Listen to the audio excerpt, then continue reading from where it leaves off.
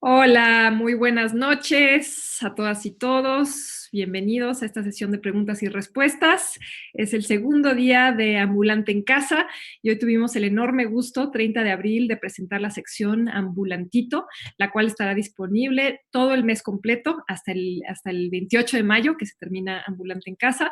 Entonces, si no pudieron ver hoy Ambulantito, lo pueden ver el resto del mes, así que hay mucho tiempo para aprovechar la maravillosa oferta de Ambulantito. Pues estamos muy emocionadas de presentar este conversatorio de lujo. Se llama Directores de Películas para Niños. Rompamos con el adultocentrismo para experimentar el cine como niños. Directores de Películas para Niños nos hablan de su práctica cinematográfica. Agradecemos primero que nada el apoyo de Barmisil por hacer posible que podamos disfrutar del contenido de Ambulantito desde nuestras casas durante esta cuarentena.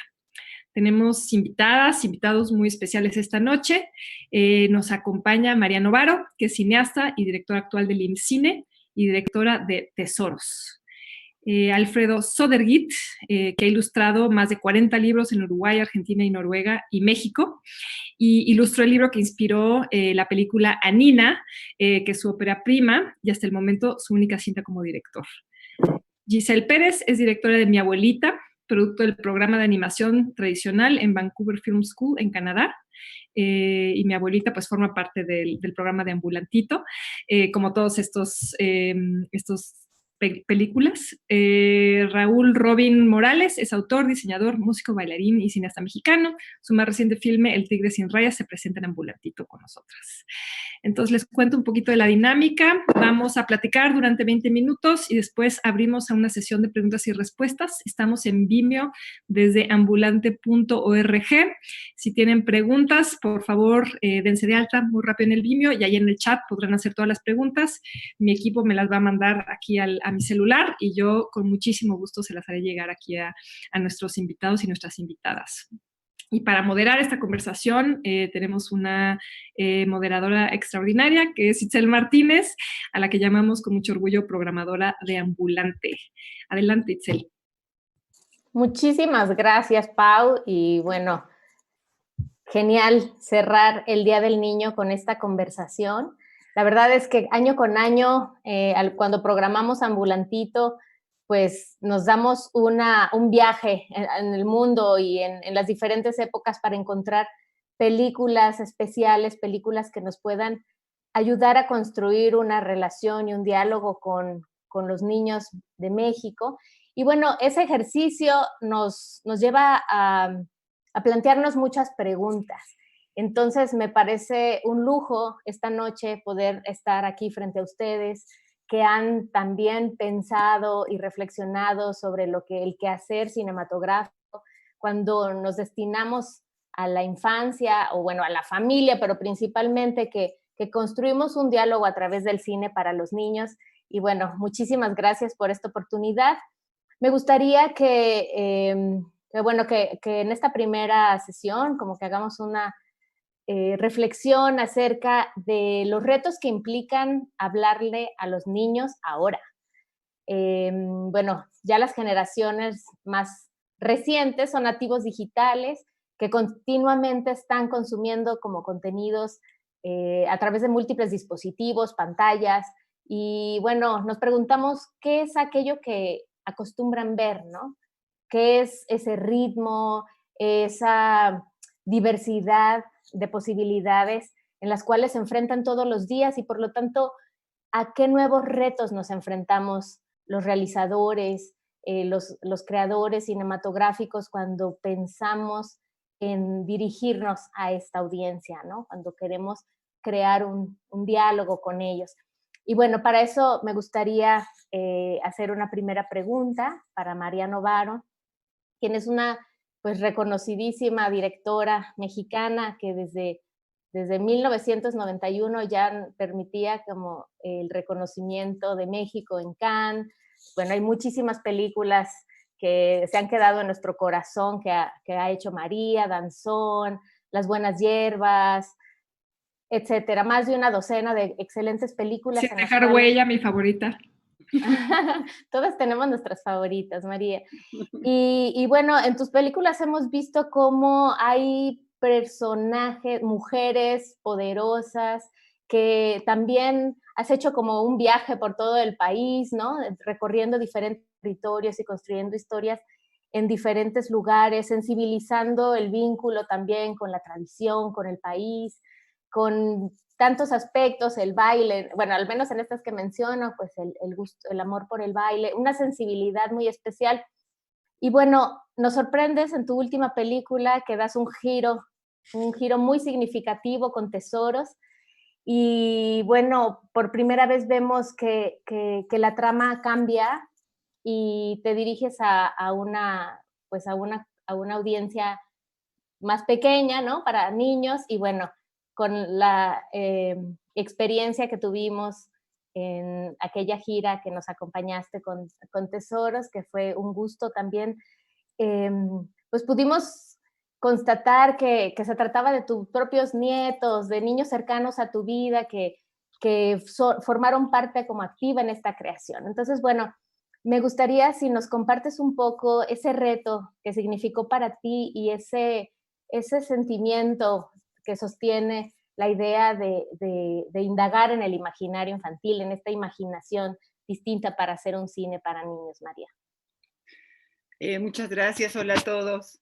Sí, efectivamente, todas mis películas he hablado sobre todo de la condición femenina, muy especialmente de la maternidad. Siempre hay mamás en mis películas y por lo mismo siempre ha habido niños en mis películas. Siempre dirigí niños de diferentes edades, siempre fueron personajes principales en las películas, un poco acompañando las historias de sus mamás. Y es hasta Tesoros que realmente me aboco a contar una historia para niños. Y es muy simple, es porque mi condición de abuela me llevó a querer hablarles directamente a los niños, en primer lugar a mis nietos, pero en general a todos los niños. Y partió de la idea de que yo quería que mis nietos supieran vivencialmente a qué se dedicaba la abuela, que es esto de hacer películas. Y pasé muy pronto de pensar una película para niños a hacer una película con ellos, con mis propios nietos, que en ese momento eran 3. Y ampliamos, bueno, los personajes de Tesoro son 11 niños. No están solo mis 3 nietos, sino otros chiquitos y chiquitas. Y yo creo que mi idea principal era tener un diálogo con ellos muy sincero, hablar de lo que yo veo que son los niños actualmente, todo lo que tú mencionabas, de efectivamente cómo se relacionan con las pantallas, con un montón de cosas que son diferentes a mi generación, pero yo quería el diálogo en términos de juego. El juego estaba ahí, está ahí, y creo que en Tesoros juego con las dos cosas, con los estímulos que tienen los niños actualmente, pero también con lo colectivo y con el juego, en la aventura que se cuenta en Tesoros. Y pues sí, lo viví como una aventura de rodaje con mis propios nietos. Fue muy gozoso en ese sentido. No, pues increíble experiencia, ¿no? Muy, muy cercana, muy personal y también pues esa cercanía, esa intimidad que construyes ahí nos llega a todos al momento de verla. Muchísimas gracias. Gracias. Bueno, ahora me gustaría preguntarle a Giselle Pérez, ella que bueno, ha tenido un tránsito muy especial de Costa Rica, Guatemala, Canadá, y fue justamente en su periodo de estudio en Vancouver que crea la película que nos acompaña en Ambulante este año, Mi abuelita. Y Giselle, también pensando, pues Mi abuelita, para quienes no la han visto, es una historia que justo un poco se relaciona con lo que decía María hace un momento, que construye el vínculo entre la abuela y la nieta. Y es una película, pues una historia, una anécdota muy sencilla, pero al mismo tiempo entrañable y muy cercana. Entonces, me gustaría preguntarte, Giselle, en este proceso de hacer esa historia, eh, si estabas hablando de ti, si estás hablando de ti como niña, si hay una anécdota, un recuerdo como personal que te llevas a la pantalla o de qué manera se vincula con los niños ahora. Muchas gracias. Pues sí, la verdad es que mi abuelita sí se trata de mí y de mi abuelita. Cuando se dio la oportunidad, bueno, de salir a estudiar animación, durante ese proceso nos dieron la libertad de contar pues cualquier historia que nosotros quisiéramos contar y realmente salió muy pronto de mí estas ganas de honrar a mi abuelita, que para el momento en que hice este corto, pues ya mi abuelita ya no estaba conmigo, pero siempre ha sido una influencia súper importante en mi vida. Pasé muchísimo tiempo con mi abuelita cuando era chiquita y una gran parte de cómo conecté yo con mi abuelita fue pues a través de la cocina. A mi abuelita le encantaba cocinar y pues para mí era la felicidad total estar con ella en la cocina y meter las manos donde pudiera. Y pues así salió, la verdad, pues como tú dices, es un mensaje, es un corto muy corto, pero realmente sí, pues demuestro yo ahí todo mi amor por mi abuelita y todo lo que yo aprendí de ella cuando yo estaba chiquita. Y me parece un mensaje súper bonito para los niños de ahora, que realmente pues sí se han apegado mucho a las pantallas, hacen cosas, ¿verdad? Que tal vez los abuelitos ni saben ni entienden de todo lo que los niños le están hablando, pero creo que la cocina es una forma muy fácil y divertida y deliciosa de conectar otra vez en familia, ¿no? Totalmente de acuerdo. Y qué maravilla cómo el cine nos permite como también volver a vivir, ¿no? Y también cómo refleja cómo mientras más conectemos con nosotros mismos y nuestras emociones, pues más lo vamos a hacer o permitir que genere esa misma experiencia en el público. Muchas gracias, Giselle. Bueno, mi siguiente pregunta es para Robin. Y bueno, Robin es un artista, ilustrador, bailarín, ya dijo todo Paulina, todo lo que hace Robin, y bueno, joven talento mexicano que lo mismo trabaja para el desarrollo de una serie, para una barra de televisión, pero también para la creación y la dirección de sus propias películas.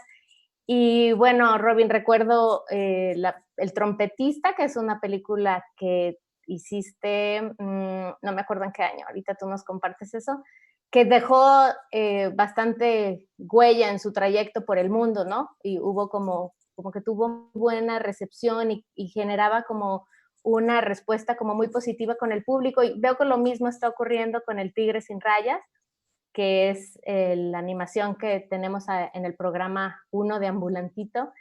Y bueno, me da la impresión de ver en tu mirada como un deseo por hacer que la percepción de los niños se amplíe, ¿no? Que tengan como una experiencia, una reflexión como más profunda sobre sí mismos, sobre sus emociones. No sé, es la lectura que a mí me provoca desde fuera.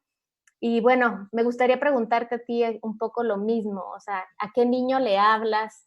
¿Qué tanto de ti hay en tus películas? ¿Cuál es ese reto de conectarse con los niños ahora? Muchas gracias, Giselle. Es el reto más grande, yo creo, que puede haber en estos tiempos. Esta cuarentena nos lo ha evidenciado en una sociedad que te bombardea una información brutal que ni siquiera el cerebro humano yo creo que puede asimilar. Una generación de niños que está expuesta a multipantallas y que está avanzando de formas que ni siquiera nos imaginamos. La pregunta que plantean es la misma que nos hacemos nosotros. ¿Qué están viendo? ¿Qué están consumiendo? ¿Por qué?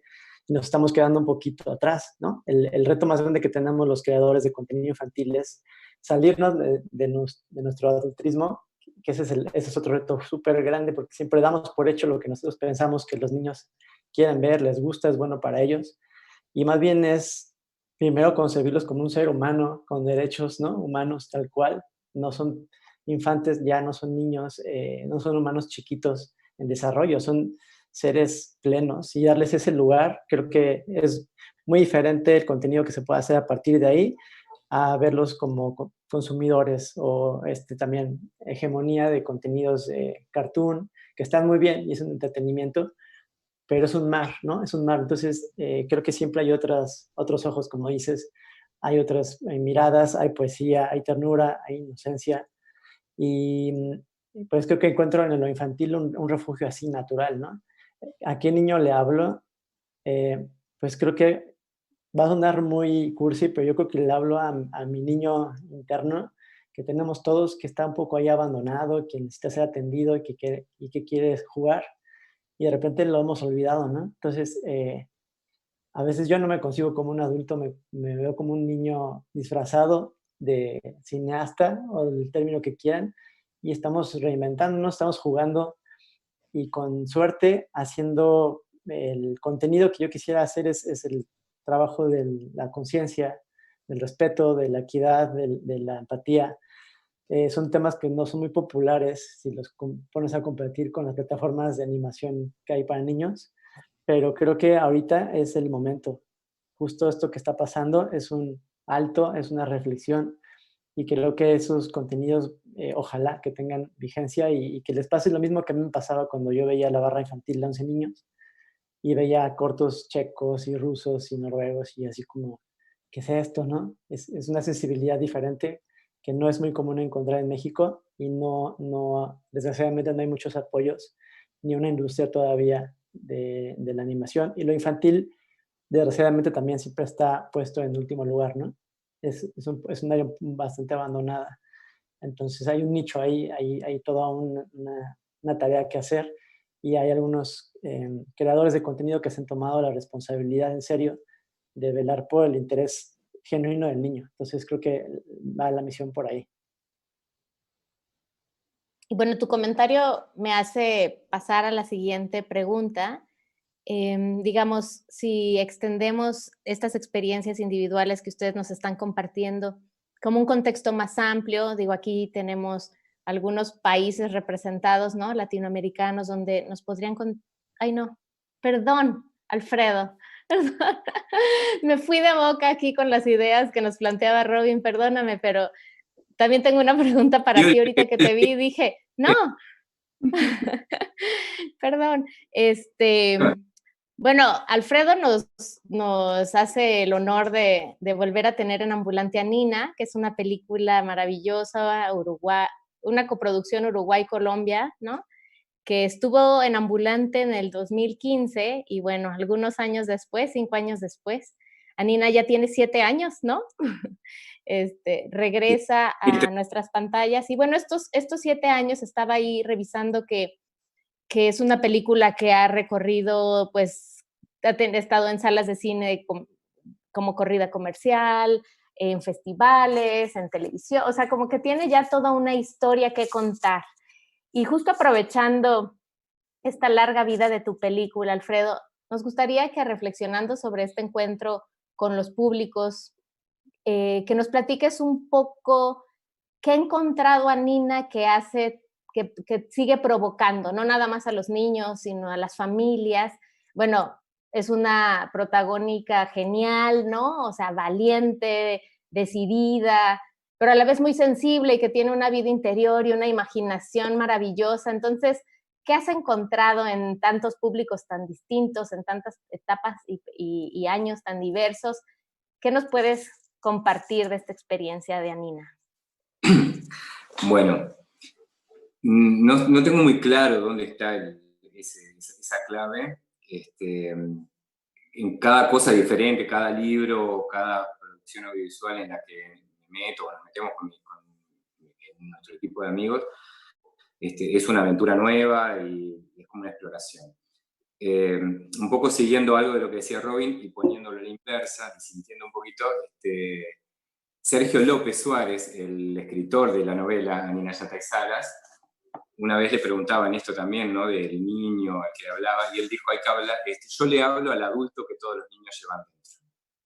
Y ahí y en realidad significa lo mismo que hablarle al niño que todos llevan dentro, ¿no? O sea, pero suena menos cursi. Sí. Y Sergio siempre afirmó eso, claro, es como esa forma directa como de uno tiene que tratar de ser genuino y honesto, ¿no? O sea, a Nina lo que tiene, que es algo que lo fuimos viendo desde el proceso de realización y desde la novela también, cuando Sergio escribió la novela se trataba de otros, ¿no? como de sus observaciones sobre personas con las que él había desarrollado su vida como maestro de escuela. Cuando yo leí la novela y me tocó ilustrarla solo, se trataba de mí.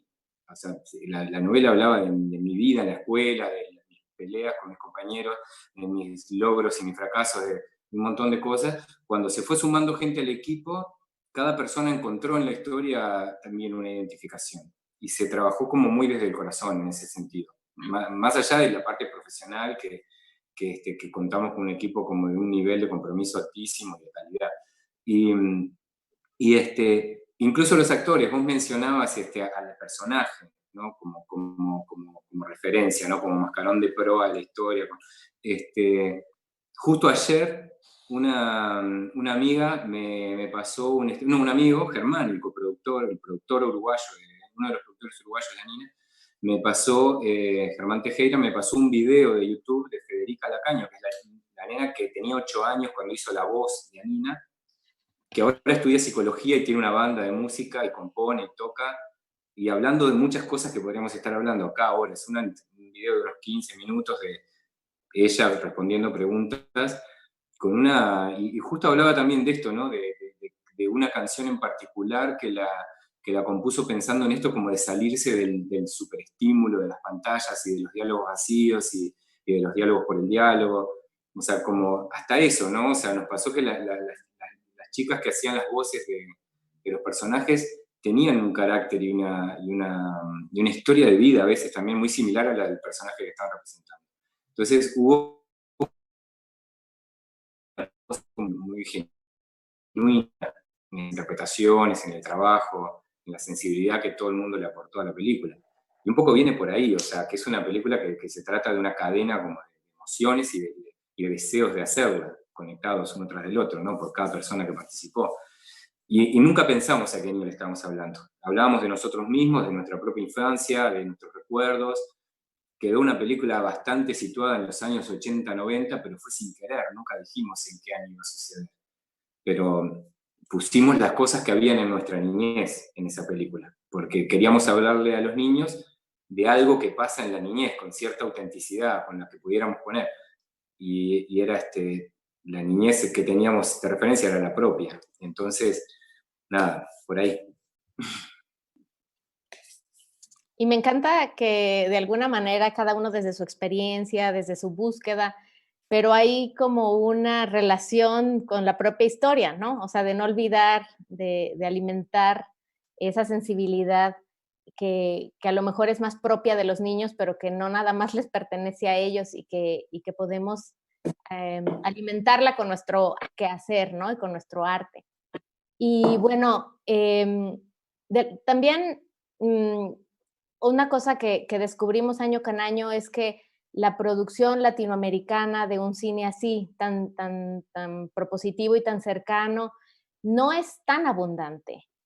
En ese sentido, me gustaría que si pudiéramos reflexionar un poquito sobre ese contexto más amplio, no sé si de una industria, de un entorno en donde haya múltiples factores interviniendo para que se facilite ese ecosistema con el cual podemos construir un cine infantil así, sensible, honesto, que interpele a los niños de una manera inteligente, que no los vea como consumidores, sino que los vea como unos seres potenciales con los cuales queremos construir un diálogo. No sé quién quisiera compartirnos alguna reflexión acerca de qué hace falta, hacia dónde podríamos dirigir el camino, ¿no? Las rutas para construir un cine infantil latinoamericano, por decir, constante, nutrido, grande, propositivo, que llene las salas, que alimente los corazones de los niños. Son dos cosas distintas. Bueno. No sé quién quiere empezar. Yo. María. Sí, yo justamente partiendo de la película Nina, la tuya, es una película que mis nietos adoraron. Y yo estuve mucho tiempo con mis nietos acompañándolos, viendo películas con ellos, viendo qué les gustaba ver.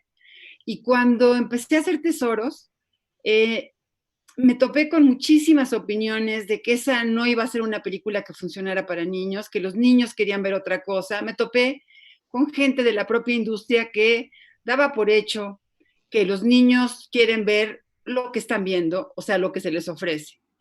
Pero yo tenía una percepción diferente. Acompañando a mis nietos, yo veía una cantidad de películas, no todas, pero sí una cantidad de películas que, si bien los hipnotizaban, hasta los aturdían, por el impacto visual, por el impacto sonoro, por cierta estridencia incluso en lo que está en pantalla, más en las condiciones de proyección de muchas salas de cine comerciales que realmente son muy envolventes y apabullan a un chiquito que está viendo una película. Y sentía que estaban casi como en una montaña rusa o en una sesión de electroshocks. De repente tenía yo conversaciones con ellos al salir, decían que sí les había gustado mucho la película, pero no podían recordar bien de qué se trataba. O no me podían contar bien quiénes eran los personajes o qué les había pasado. Había sido como una experiencia física, estimulante, enloquecida, que sí los tuvo encandilados, que salían así como totalmente relajados porque era muy intenso, pero yo decía, ¿dónde quedó la narración? ¿Dónde quedó la emoción? ¿Dónde quedó lo que nos pasa a las gentes que amamos el cine, que nos gusta que una película nos lleve a un mundo, nos cuente algo, nos haga entrañables a unas personas? Y eso no es frecuente de encontrar en mucha de la oferta comercial de cine para niños. Y sinceramente, haciendo tesoros, sí me topé con muchas opiniones de que lo que yo estaba haciendo no era para niños, que era un capricho mío como cineasta y abuela, pero que no era algo que les iba a gustar, que los niños no tenían por qué disfrutar ver a otros niños jugando, o incluso en el método para hacer la película, ¿no? Me costó trabajo con mi propio equipo que aceptaran que el guión era un punto de referencia, pero que en realidad era variable. Si los niños llevaban una escena hacia otro punto, yo aceptaba eso plenamente. A veces, pues, los fotógrafos sí me decían a qué personaje sigo o dónde voy a poner el foco, y yo les decía, pues, a ver quién habla y a ver qué dice y a ver qué proponen, porque proponía en la escena un tema de juego y después permitía mucha libertad. En la edición lo mismo, ¿no? Alguna gente decía, esto no va a funcionar. Lo escuché mucho, esto no va a funcionar para los niños. Y sí funciona para los niños.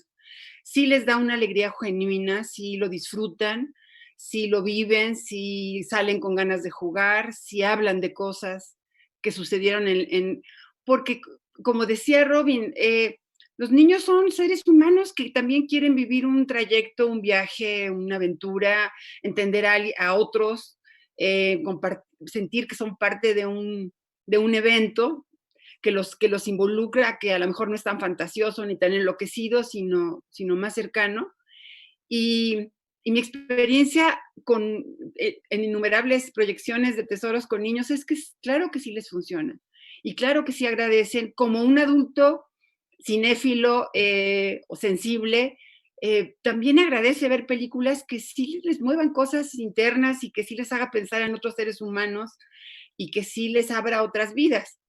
Entonces, de repente, sí acabé pensando por qué tenemos tan estereotipado la idea de que los niños quieren ver, pues, lo que se les ha ofrecido comercialmente, ¿no? Como si hubiera venido de los propios niños y no de las grandes majors que diseñaron ese negocio y que, pues, sí, los niños ya lo consumen, pero es un diseño que es externo a los propios niños, me parece a mí. Por ahí me parece que va una parte de la reflexión. Yo tengo un Muchas discurso que he querido cambiar a lo largo de los años porque justo es pasar del victimismo del Estado, pues como un poco limitado de recursos del cine mexicano. De hecho, llevo casando a María no sé cuántos festivales y es muy chistoso que coincidamos ahorita. Entonces, la voy a comprometer para una junta después, porque digamos que los realizadores independientes y luego animación es, Alfredo también lo sabe, es muy caro, ¿no?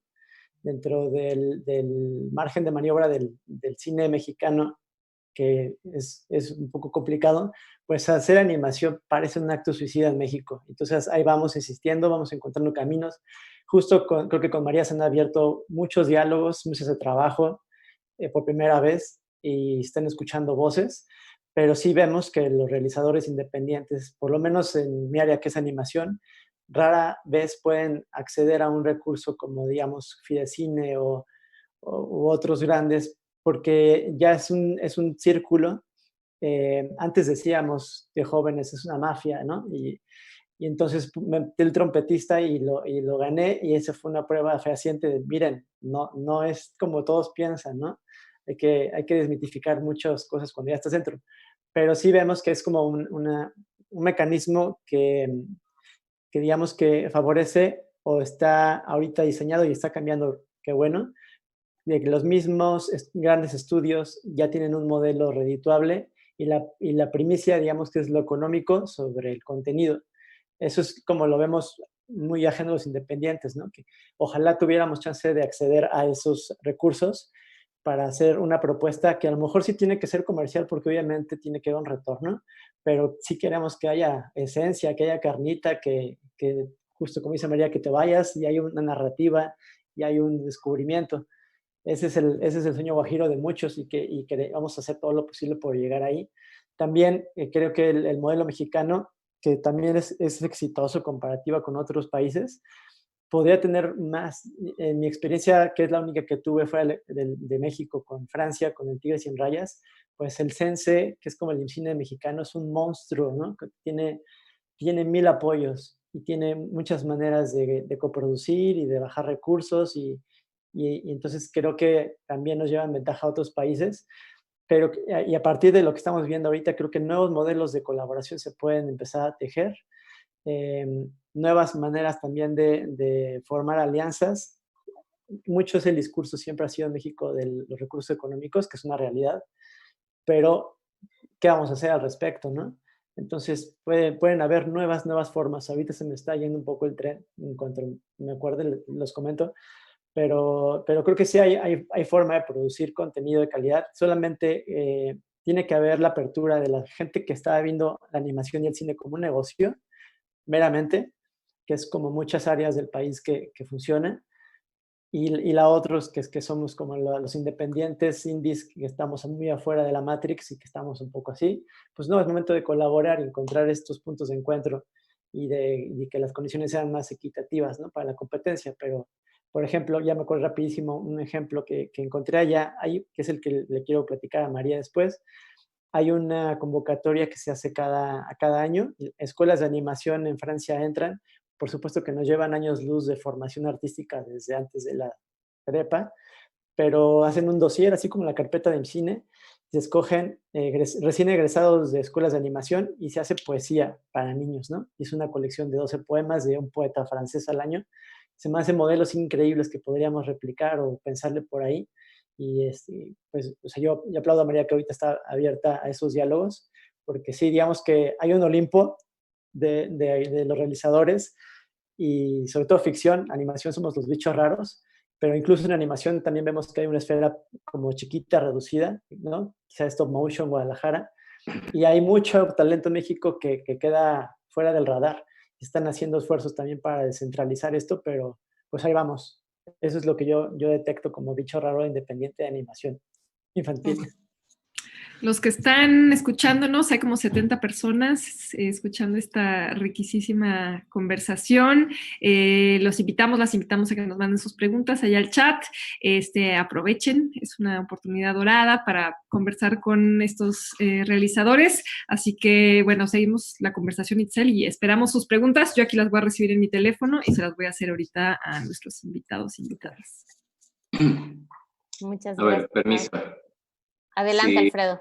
No, respecto un poco a esto de la situación como para la producción, en relación a eso que a veces vemos, ¿no? Como el espacio que ocupan determinado tipo de producciones y el espacio que deberían o podrían ocupar las que pretendemos hacer de repente como con otro tipo de registro.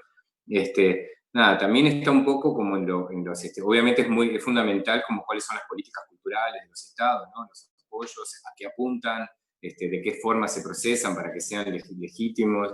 Eso en muchos países de Latinoamérica funciona, más bien, más mal, depende de cuál, pero y del momento político, pero más o menos, digo, ha habido, o sea, Chile tiene soportes muy fuertes, Colombia tiene soportes muy fuertes, no sé exactamente México cómo está hoy, Uruguay tiene todo proporcionado a su escala, o sea, necesitamos coproducir en general, pero hay casos como lo que ha sido y probablemente vuelva a ser Paca Paca en Argentina, o con el tipo de contenido que promueve Señal Colombia. Nosotros en este momento estamos coproduciendo una serie de dibujos animados con un estudio argentino que se llama Can Can Club y con Señal Colombia, que ha sido el apoyo fundamental como pantalla y como institución así para sostener el proyecto. Y funciona muy bien, o sea, y tienen una apertura para contenidos interesantes, ¿no? Tienen mucho contenido local, ¿no? Colombiano sobre todo, pero con esa óptica, ¿no? De experimentación, de aproximación a la sociedad, de buscar los intereses junto con el público. O sea, ¿qué hay? Digo, el tema es cómo los cuidás, cómo los sostenemos y hacemos que esas cosas crezcan y se fortalezcan, ¿no? Algo así. Muy bien, muchas gracias. No sé, Giselle, si quieres comentar algo más o le damos el micrófono a Paulina para que nos haga nuevas preguntas, pero no sé si tú desde tu contexto, Guatemala, hay algo que puedas compartirnos.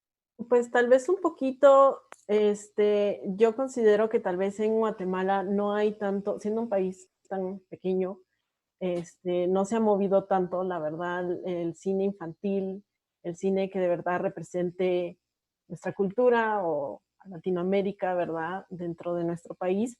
Pero creo que sí hay interés. He tenido la oportunidad de conocer a muchos creadores que tienen el interés, ¿verdad?, de empezar a generar este contenido, moverlo un poco más, pero creo que tal vez podríamos tomar el ejemplo de Uruguay y Argentina, que están colaborando de una manera tan interesante y tan bonita para sacar un contenido específico para los niños y que de verdad pues, los represente, que ellos se sientan identificados en un contexto de Latinoamérica.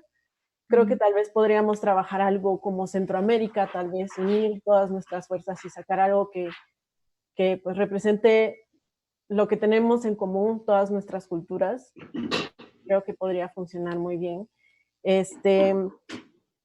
Pero pues sí, es un reto, es ya un reto muy interesante porque pues sí, la gente está como acostumbrada a ver tal vez lo que viene de fuera, de los Estados Unidos o de otros países que ya son como una fórmula de éxito. Tal vez como lo que decía Robin, que lo ve la gente como más del lado económico, que venga de regreso, ¿verdad?, lo que se puso para la creación del material. Y pues como ven ya una fórmula que funciona, solo repiten y repiten lo mismo y pues eso es lo que está acostumbrado a ver el público de nuestro país y tal vez era un poco difícil que lo que hagamos de forma independiente gane el mismo reconocimiento, pero pues creo que es un reto que los creativos aquí estarán dispuestos a intentar, ¿verdad? Me parece una gran idea, una colaboración México-Guatemala. Sería muy interesante también. Sí, muy lindo.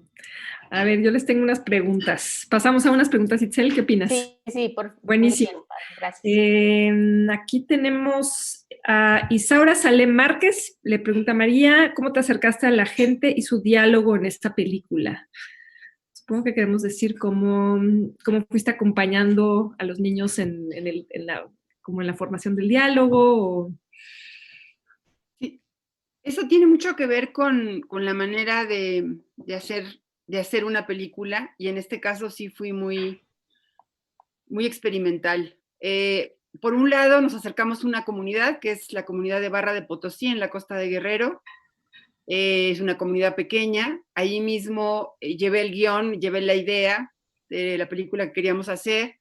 Hice un casting extenso de niños locales. Me relacioné con la primaria, que es una primaria divina, que está en la playa, y me encantó, me enamoré de esa escuela, estaba lindísima. Me relacioné con los maestros y con todos ellos fui platicando la película que queríamos hacer. Igual por supuesto, con los padres de familia, no solo para los personajes principales que quedaron casteados, sino pues para todos los niños, porque prácticamente todos los niños de la comunidad en algún u otro momento aparecían en la escuela o en otras escenas. Entonces la relación con la comunidad fue fuerte y fue construida durante meses antes de filmar. Y luego con los propios niños, sí fue un método de trabajo muy radical en varios sentidos. Por ejemplo, sí diseñamos que la cámara tenía que estar siempre a la altura de ellos, que se dice fácil, pero eran 2 fotógrafos, toda la película fue cubierta a 2 cámaras. Para los fotógrafos era un reto porque tenían que tener un tipo de arnés. Se dice fácil que esté a la altura de los niños, pero es operar con algún tipo de arnés. Cada uno eligió un método diferente, de tal manera que la cámara pues siempre estaba a la altura más o menos de sus muslos o de su cintura, porque no subía más que eso. Y me decían los personajes adultos, ¿cómo hacemos? Yo les decía, pues si entran a cuadro, bien, si no entran a cuadro, pues no entraron, ¿no? O sea, había toda una metodología de trabajo para estar muy cerca de los niños y a la altura de los niños. Y también la improvisación. La improvisación era una constante. Teníamos muchísimo material, por supuesto, como un documental, aunque después fue editado como ficción.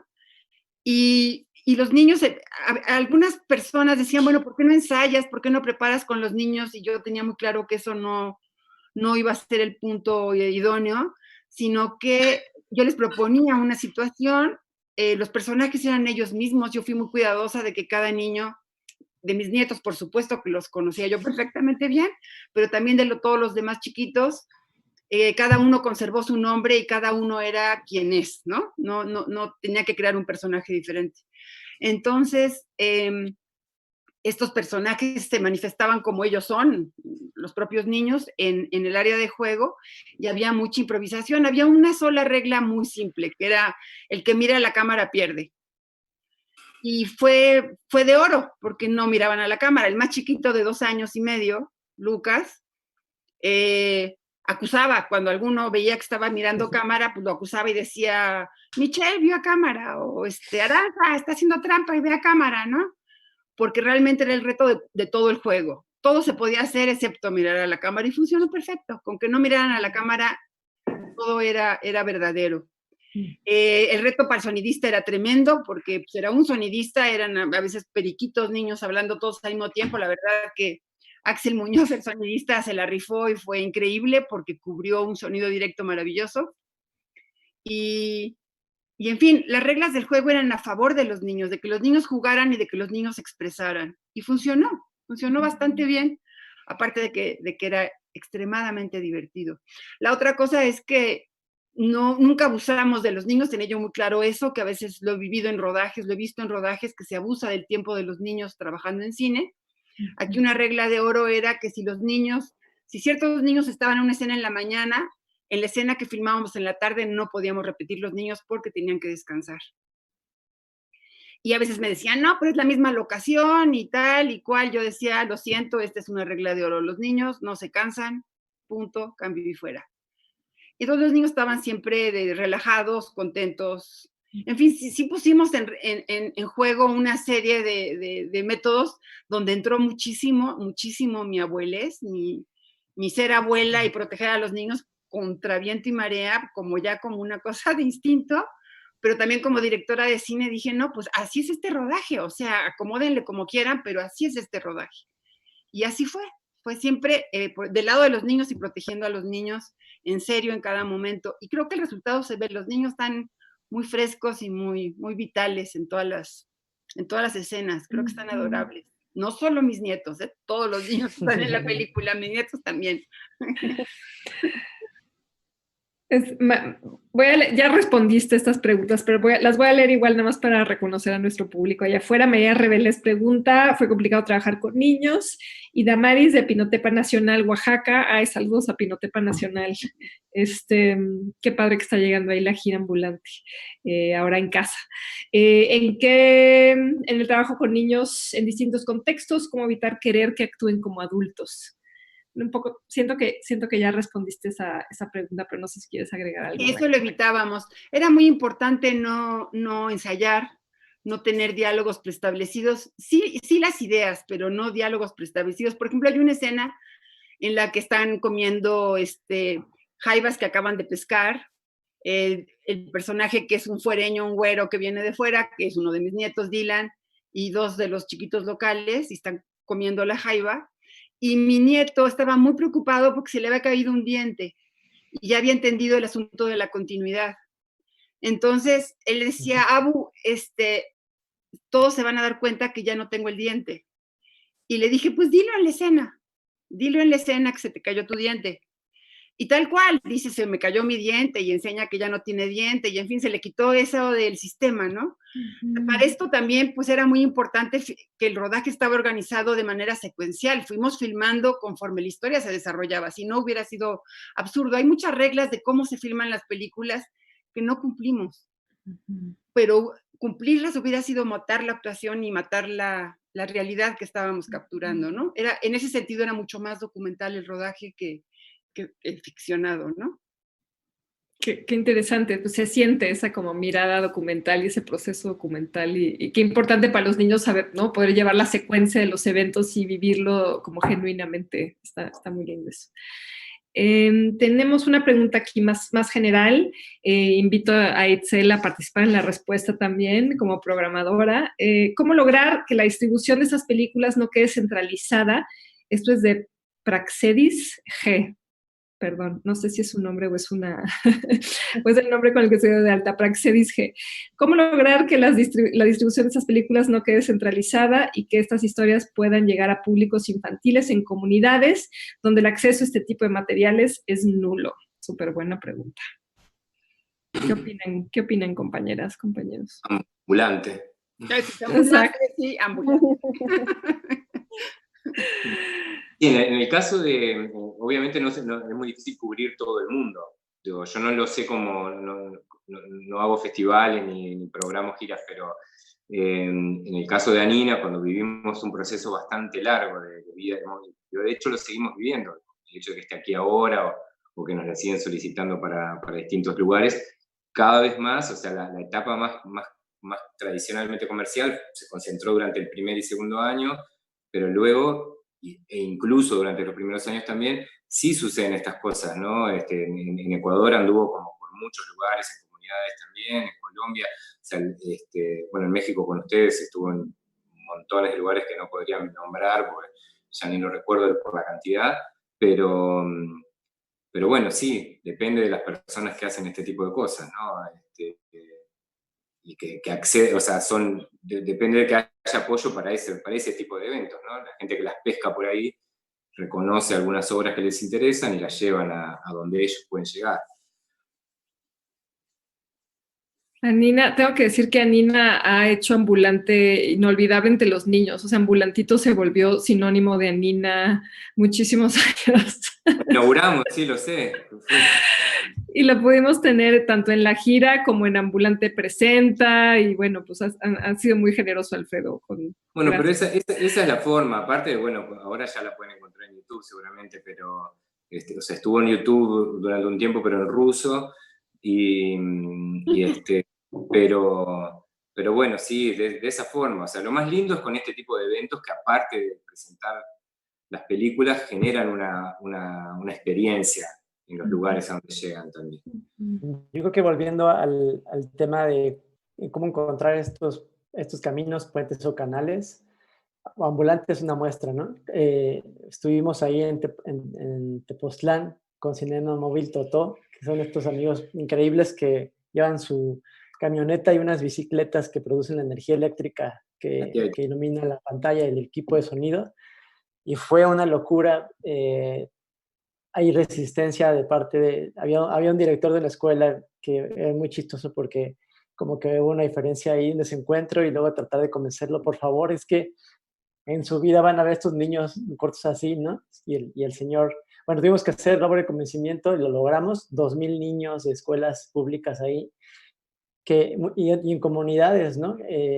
No me acuerdo ahorita, se me recuerda las otras 4 comunidades, pero eran niños que en su vida habían visto cine, ¿sabes? Y la primera vez que están expuestos a una pantalla fueron estos cortos de Ambulantito, cortos animados de todo el mundo.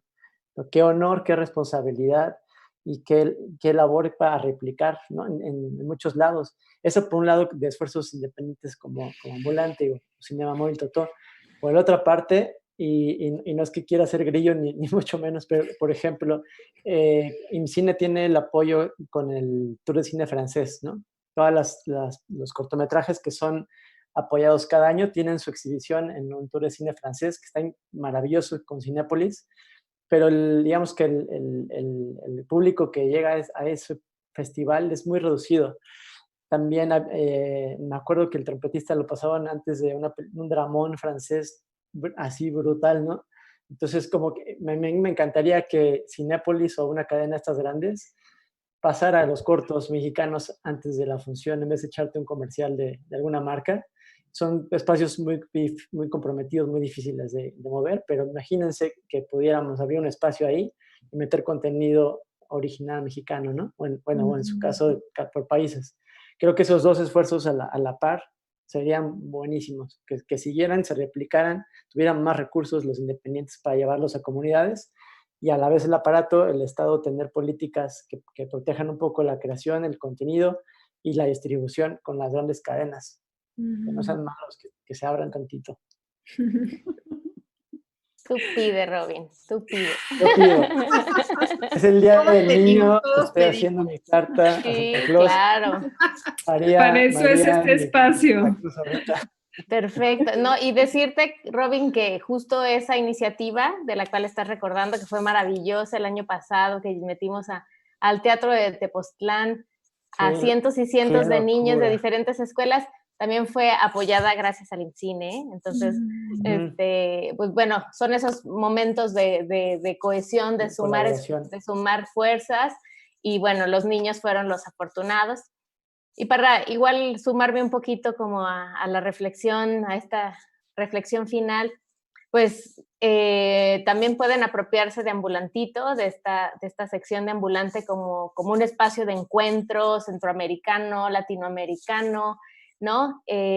Nosotros año con año, no por hablar bien nada más de nuestro trabajo, pero justo esa es nuestra búsqueda, encontrar aliados en los diferentes países que se lleven la programación, ya sea en la gira, en Ambulante Presenta, que abran las escuelas, que busquen la manera de construir esos espacios de encuentro de los niños con el cine.